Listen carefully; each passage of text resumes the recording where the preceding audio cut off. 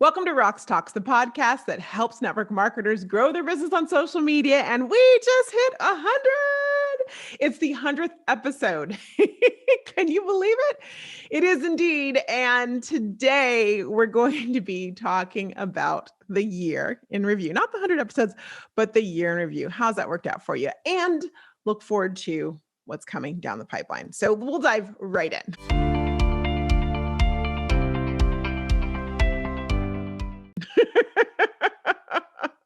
I don't know why I'm laughing because it's 100. I can't believe it. I saw the number getting closer and closer. I'm like, oh my gosh, we're going to be hitting the 100 mark.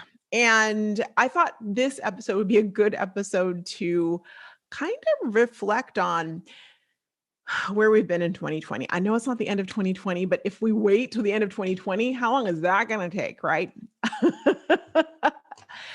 Last year in the podcast, I asked you what your word was. What was your word for 2020? I encouraged you to come up with a word that's going to be your mantra, your go-to, the thing you wanted to achieve or the thing you wanted to be for 2020.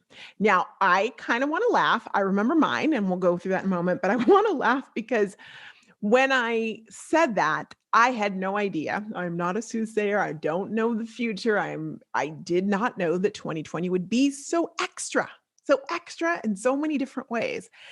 I was watching Saturday Night Live last weekend, and they had an episode, they had a skit where there was a fortune teller, and like a group of friends go to the fortune teller, and they're asking her to look at their palms and stuff. And she's like, well, I see that in your future. And it was like funny things about 2020. Like, I see that in your future, you're going to make your friends mad because it's in May and you go to a restaurant and they won't be your friend anymore. Like, what? That's crazy. Or I see in your future, and it's like all the things related to like now, like, and I can't even remember them now, but you can think about it. Think about what if someone had told you last year that you'd be doing certain things this year, you would think they're whackadookie, right? Dookie, interesting word that just came out of my mouth. Doodle is what should have come, but dookie might be right. Last year, and if you did this exercise with me, or if you do words, what was your word for this year? My word was endless. And it was endless because I felt like 2020 was going to be endless for the possibilities for you, possibilities for me, and where we were going to go with our business and our development and all those things endless. Well, I was right. 2020 has been endless, but just with the endless surprises and the fact that it does seem like it's taken a long time to get through 2020. October, now I know when you're listening, this is no longer October, but this is last week of October, and I'm recording this. And I'm like, wow, October, you took a long time. You just like decided to hang out there. Like one of those hurricanes just sits and you're like, will you move on, please? That kind of thing. And I say that in jest, but also in reality. I would like you to look back at your word, because I bet if you look at your word, there's been some kind of truth in that word that you had chosen to be your mantra. And I would love for you to go ahead and post on social, message me. I want to hear what your word was and how that's turned out for you and how you can spin it to make it 2021. Does that mean I think that words should like stop? We should not make a word for 2021? Oh no, I think we should still do it. I've not picked mine yet, and we can talk about one a little bit later, but I want to applaud you because you've come a long way, baby. You have. You've made it to November. You've made it through more than I bet you ever thought you could make it through in a lifetime, let alone a year, let alone not even a year, 10 months, not even 10 months, March 17th now. So like 8 months, not even 7.5 months. You've done a lot. You have done a lot. And so I want to take this moment, and yes, it's right now I'm cheersing to you with kombucha. Love me some kombucha. Cheers to you for making it this far. Now, when I said cheers, you're like, but I haven't done X, Roxanne, and I didn't do Y, and I was really going to do Z. I don't care what you did not do. I don't care what you did not accomplish. What I care about is that you've made it this far and you've done some great things. So what I want you to do today, I didn't tell you there's going to be homework. It's my 100th and you're doing homework. I want you to take time, whether you write it down, you do voice memo, you post it, and really take stock of what you've accomplished this year. Maybe you became a homeschool teacher, you didn't know you could do that. Maybe you figured out how to manage everyone living at home for a long time. Maybe you thought you would never wear a mask, and guess what? You did. Maybe you had COVID and you survived it. There's so many big and little things that we have done. What have you done for your business? I don't want to hear what you didn't do. I didn't get that trip. I didn't get that title. I did. What did you do? Were you good for your team? Did you serve your customers? Did you get a new customer this year? Did you start a new network marketing business?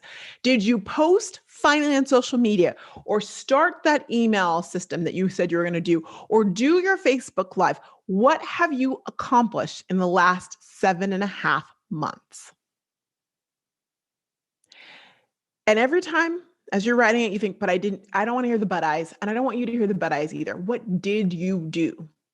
Because by Jove, if you remember back to 2019, so long ago, if you had said and known that all these outlying things that were out of your control were going to impact and affect you, you probably would have said, there ain't no way I could do all that plus X, Y, and Z. You would be applauding your future self for getting it done. So now I want you to applaud your present self for getting it done. Yes, I do. Hey, and you also made it through another election because you're listening to this the day after the election, and you survived. You can do hard things. Yes, that's what I'm here to tell you. You can do hard things. I don't remember the first time I heard that, but I was like, that's a pretty cool thing. I can do hard things. I can. We always try and spin things like, oh, it's easy. You talk network marketing business. Oh, it's easy. It's easy. I'm like, oh, I want the easy. I'm going towards easy. And yeah, easy has its strong points, but you don't remember what was easy. You remember what was hard. I'm going to say that again. You don't remember what was easy. You remember what was hard, because the hard things are the things that you took stock in. The hard things are the things that you gave your heart and soul for. The hard things are the things that helped you really know what you were worth. Not only can you do hard things, doing a hard thing is not a bad thing. Now, I'm not saying that you want to have a woe is me, life is so hard and everything is a battle. I'm not even talking about battles. See, because there's a difference between something that's hard and a battle. Wouldn't you agree? Hard things are things that will stretch you, things that will challenge you. Now, while battles will stretch and challenge you, sometimes battles, not every battle is a battle you don't need to live your life in warfare. Can we agree on that? But you can do hard things. I want to shout out to my Social Stories members because I hear this from them every single week. Roxanne, I never thought I could do X, but I'm doing it. Or Roxanne, thank you so much because I am learning how to do new things that I didn't even know that I had the capability of doing, or things that were even out there. And I'm doing them now. And I'm recognizing that. That's doing hard things. It's not a battle. It's doing hard things. And when you're recruiting, you don't want the person who wants to just know that it's going to be easy. Even if like, I'm really busy, I got a lot of things to do. I just want easy. That's cute, but that's not realistic. A business is not meant to be easy all the time. And a business in its infancy is going to be hard. It's going to be work. It is going to be challenging. And that is okay. That's the stuff you remember. That's the stuff that not only you remember, but you cherish. I've never had kids, but I bet you can remember the first few years, especially with your first child. Although I think the middle child's better, but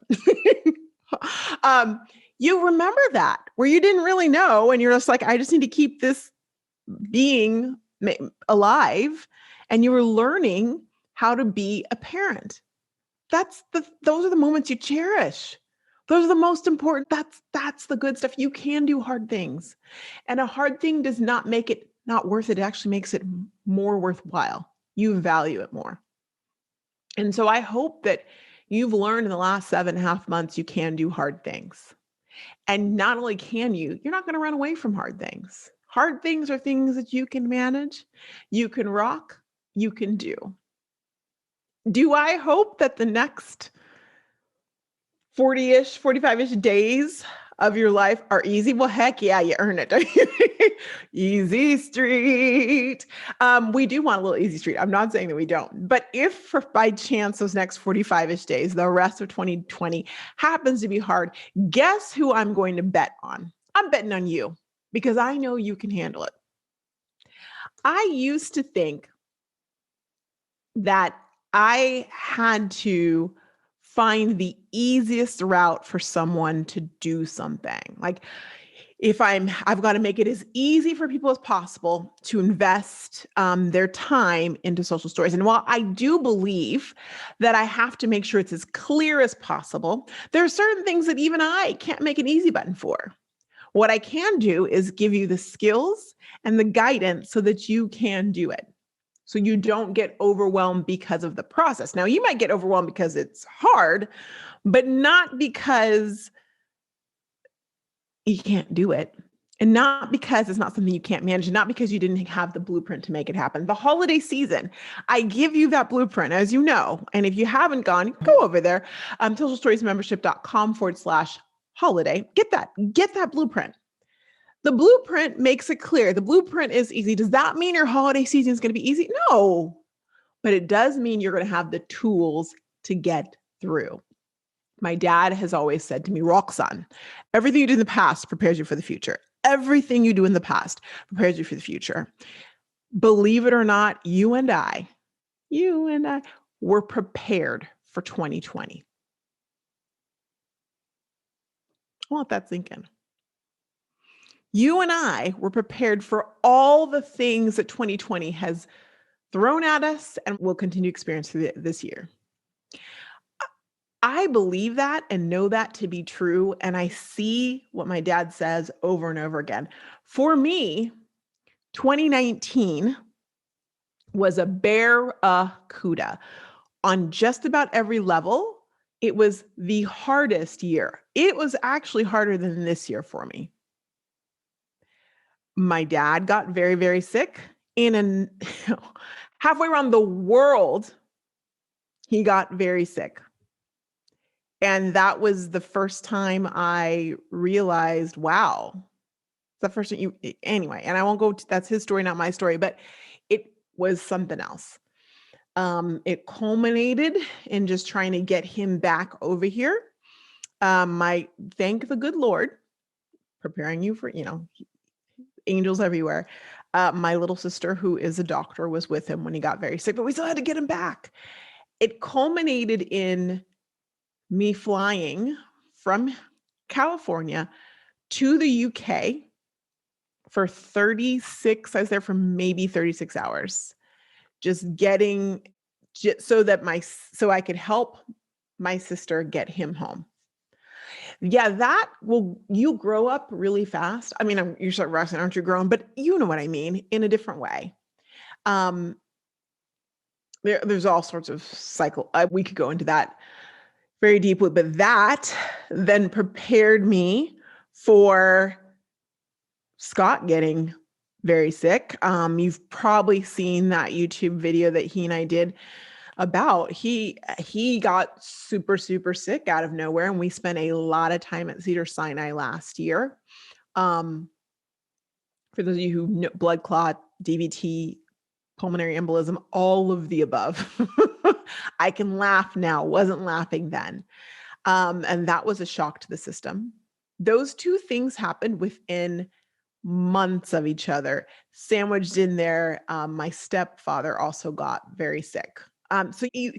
All of those things I'm talking about health right there, right? And the reality that life is short and things can happen to people, all those things, and people you think are strong are suddenly, it's fragile in a way. That prepared me for now. And there were other things last year too, but all of that prepared me for now. So when March 17th hit and was like, hey, happy birthday, Roxanne, there's no birthday, we're shutting down the country. I was like, okay, I can do that. It all came in. not that I've ever lived through a pandemic. I'm not 100 plus years old, but realizing the precious nature of life and how it can change in a moment was something that I really went through time after time after time in 2019. 2019 was also the year when I was like, what am I? Roxanne, get your business going. You have a voice and you need to be helping network marketers in a big way. And I did. And I have been, and it's filled me up as well too. And that all happened during all of this as well. So you think about all of those things set me up for lockdown, which we're in California, so we're still locked down. I mean, maybe not by the time you watch this, but as I'm recording it, we're still locked down. Where not only was I able to, I had my moments of, oh my gosh, coronavirus, COVID, and I have those moments still, but to realize that life is precious, to do all that I can to be there for the people that I love. But it also got into motion something that I could never have realized would have been so valuable. And that was, come the first week of April, I said, hey, we're going to do something called Workshop Wednesdays. I said to my members, I said, what we're going to do is we're going to get together every Wednesday and do all those tasks that you know need to be done. Those things, those mountains you need to climb, we're going to climb them. We're going to get you into action. You're locked down. You can't go anywhere. Let's get it done.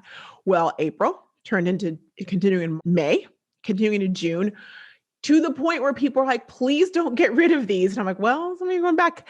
We did end them. But you know what happened in those 3 months? I'll tell you what happened in those 3 months.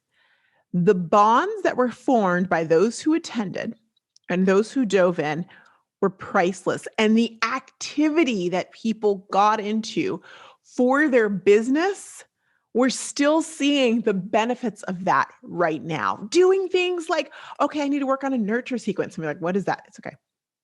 Getting your emails going, getting your Facebook page going, not your Facebook personal, but the page, you know what I'm talking about. Diving into those Facebook lives.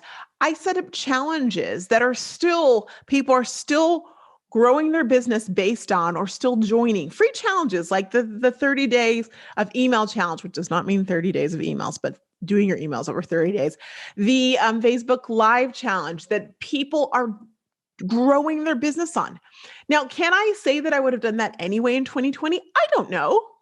Probably not. You guys might not have time for it, but because of what happened in 2019, where I said, I have a message, I need to be working more and more to help network marketers. And that is my mission. And I see it and it's clear.